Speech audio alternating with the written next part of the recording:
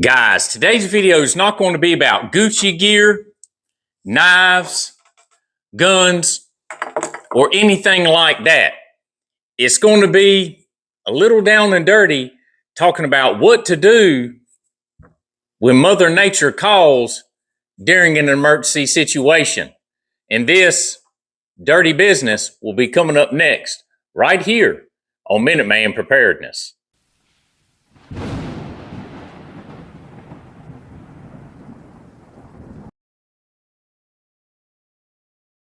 All right, so welcome back.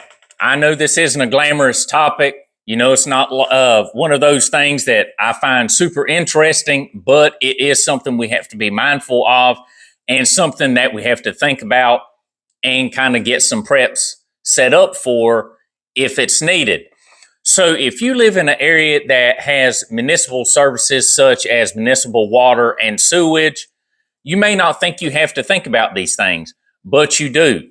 During a storm, you know, those water treatment facilities could be overloaded with rainwater.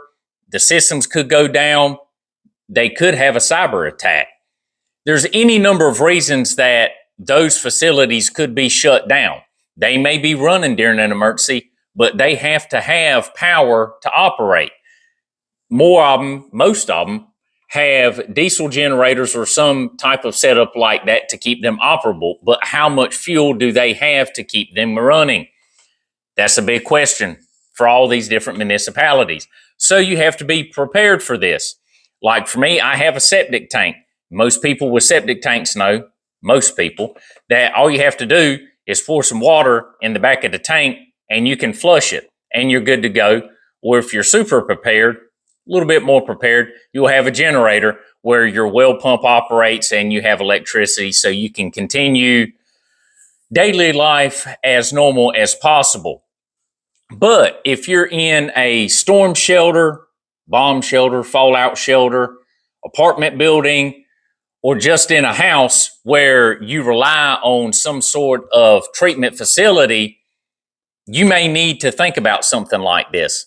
And it's not expensive, super inexpensive.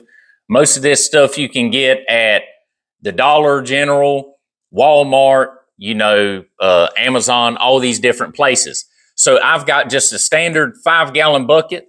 I've got a camping type toilet seat lid here, picked up off Amazon. And it's got your standard toilet type seat in here, and it even has a nice little lid where you can shut it. Where you're thinking if you have to go to the restroom in this, you're going to have to utilize water to clean it out. And that's where this comes into play. Now, you may have to get these at Amazon because it's kind of an odd size. They may have them at your store. But it's a 8-gallon black pool top, extra strong trash bag. 8-gallon bag, 5-gallon bucket.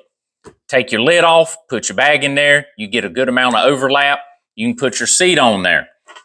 When you're done, you can tie it up and dispose of it. But you're thinking, hey, there might be a mess in this. And that's where this item comes into play, and you can get this stuff about anywhere. Cat litter, just like you use in the cat box.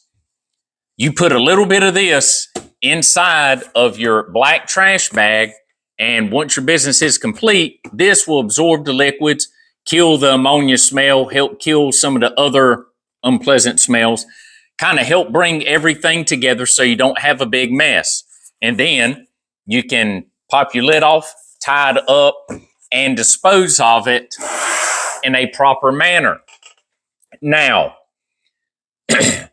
you may want to have a trash can with one of the thick contractor liners in it so you can dispose of these in there. If you don't have that option, the dumps aren't open or something like that, and you have some property, you may have to end up going out on your property, away from your food sources, away from your well or your water sources, away from where you cook, all of that stuff, and dig a deep hole and dispose of this stuff. There's several different ways of handling that. It's really just situation dependent, but be responsible. Don't just throw this stuff on the side of the road and make a mess and litter. And don't just pile it up outside your door because it will create smells, and these types of smells tend to bring in unpleasant rodents. So for number ones, most guys know you can just use a plastic bottle. They do make a specialized item for women for this. I don't have that. I have something kind of sort of like it. And, may not be the most comfortable thing to utilize, but it should work. So I have a couple different, like really wide mouth funnels, that are cut across the top here. And women, you'll know what you need to do with this. And then this one has one of these fancy pull out doodads here you screw on. But you could end up putting the tips of these in a plastic bottle. Women, hold them, do what you need to do. And everything will go into the plastic bottle. Same for guys. Then you just go out there, dump it, dispose of it, however you need to do it in a responsible manner. But using the bathroom has to be thought about. That is also where, and I'm not talking, the pandemic times where everybody's hoarding all this stuff here, but make sure you have a good amount of this, and just good old standard baby wipes. These work really good at getting you cleaned up, making you smell nice, and things like that. Just remember, don't flush these things down the toilet because it's not good for your septic system or the water treatment facility. But in this system here, it's A-OK. I know this wasn't a super fun or fancy video here, not Gucci gear, guns, or anything like that, but it's something we have to think about in a preparedness situation, because with you eating and drinking, this type of stuff is going to happen. So I hope this helped you out a little bit. You can pick up all this stuff at your local store. Besides maybe these or the lids, you might find these at Walmart or a camping supply store. But I'll just, I'll throw a link in the bio for these and for this. If you don't want to have to look around anywhere, I'll have them right there for you. But I'm done with this bathroom talk for today. But you all stay safe. Have a great day. And Minuteman is out.